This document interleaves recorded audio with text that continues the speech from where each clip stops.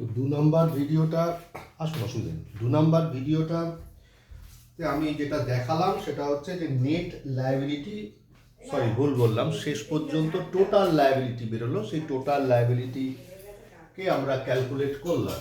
তো ক্যালকুলেট করবার পর দেখতে পাচ্ছি যে এমএনওপি এদের মানে টোটাল লায়াবিলিটিটা এই দাঁড়িয়ে আছে, এতগুলো শেয়ারের জন্য ওরা লায়াবল। এবার আলটিমেটলি ওরা তো কিছু কমিশন পাবে, তা কমিশন ওরা পাবে আর ওরা ওই শেয়ারের জন্য কোম্পানিকে টাকা দেবে। তাহলে নেট পেমেন্ট কত করতে হবে সেটা আমরা এবার বার করব। কি লিখব? Amount calculations for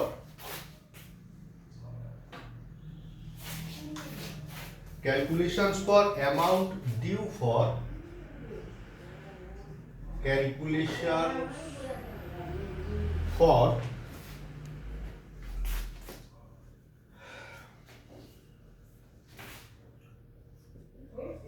amount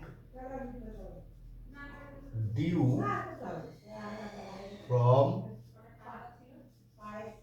underwriter. তো আন্ডাররাইটার থেকে কত টাকা বাকি রয়েছে। তাহলে প্রথম লিখলাম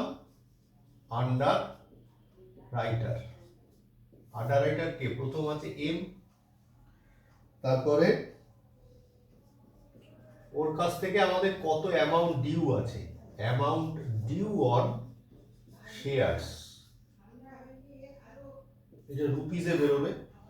কিভাবে বেরোবে? ও টোটাল লায়াবিলিটি কত আছে আমরা যেটা দেখতে পাচ্ছি যে ও টোটাল লায়াবিলিটি রয়েছে 4750।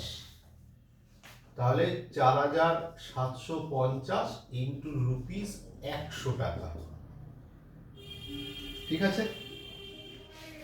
4750 ইন্টু 50, অ্যাপ্লিকেশন 50 টাকা রয়েছে।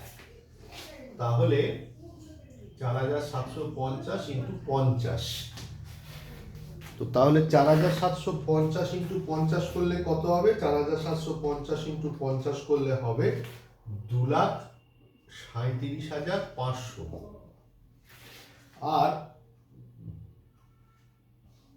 ওর কমিশন কি আছে? কমিশন ডিউ, এটাও রুপিসে বেরোবে। কি করে বার করব এটা? কমিশনটা আমরা বার করব, লক্ষ্য করে দেখ, কমিশনটা সবসময় এন্টায়ার অ্যামাউন্টের ওপর হবে। এন্টায়ার অ্যামাউন্টের ওপর হবে মানে হচ্ছে কি, যে শেয়ারের যে ফেস ভ্যালু আছে 100 টাকা, আর ওরা ঠিক যতখানি আন্ডাররাইট করবে, মানে ওদের যে গ্রস লায়াবিলিটি অঙ্কের মধ্যে বলা আছে পরিষ্কার করে 3% মানে বলছে যে agreed upon of 3% commission payable on the amount underwritten M, N, O and P also agreed on firm underwriting of এত। তার মানে ওদের যে গ্রস লায়াবিলিটি যেটা রয়েছে, গ্রস লায়াবিলিটি, তার উপরে কমিশনটা ওরা নেবে। মানে ওদের তাহলে তো গ্রস লায়াবিলিটি কত আছে? 30,000। প্রথম যখন করেছি 30,000 ইন্টু রুপিস 100 ইন্টু কমিশন কত আছে? 3%, মানে 3/100। তাহলে 30,000 ইন্টু 100 করলে হয় 30 লাখ টাকা, তার 3% করলে হয় 90,000 টাকা। তাহলে কি হলো? ব্যালেন্স ডিউ তাহলে কত দাঁড়ালো?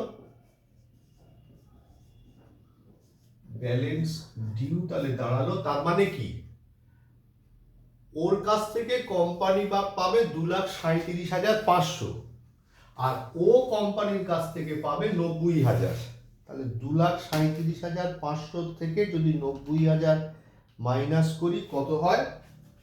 1,47,500।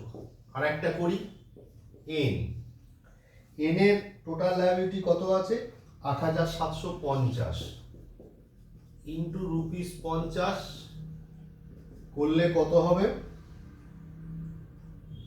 4,37,500 হলো। এটা হয়ে যাওয়ার পর এবারে ওর গ্রস লায়াবিলিটি কি আছে? ওর গ্রস লায়াবিলিটি এনেরও রয়েছে 30,000।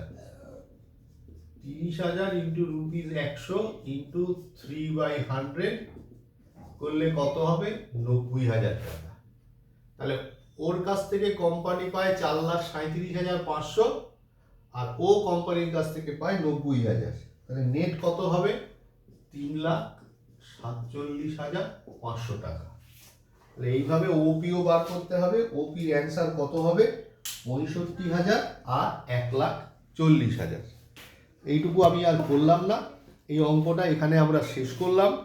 তাহলে এই তিনটে ভিডিওর মাধ্যমে আমি প্রথমে যেটা বোঝালাম যে under writing of share and debenture কি, তারপরে একটা অঙ্ক পরপর সলভ করতে করতে গেলাম এবং এখানে যেটা দেখালাম যা benefit of firm underwriting যখন given to the underwriter, তখন ক্যালকুলেশনটা একরকমভাবে হলো।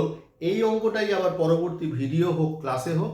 এবার আমরা দেখব যখন benefit of firm under writing is not given to the underwriter, তখন কিন্তু ক্যালকুলেশনটা আবার একটু অন্যরকমভাবে হবে। আবারও বলি, পরীক্ষার সময় অঙ্কের মধ্যে সম্ভবত এটা বলা থাকবে না, আমাদের যেটা সুবিধে হয় আমরা সেটাই করব, কনসেপ্টটাই মেন কথা।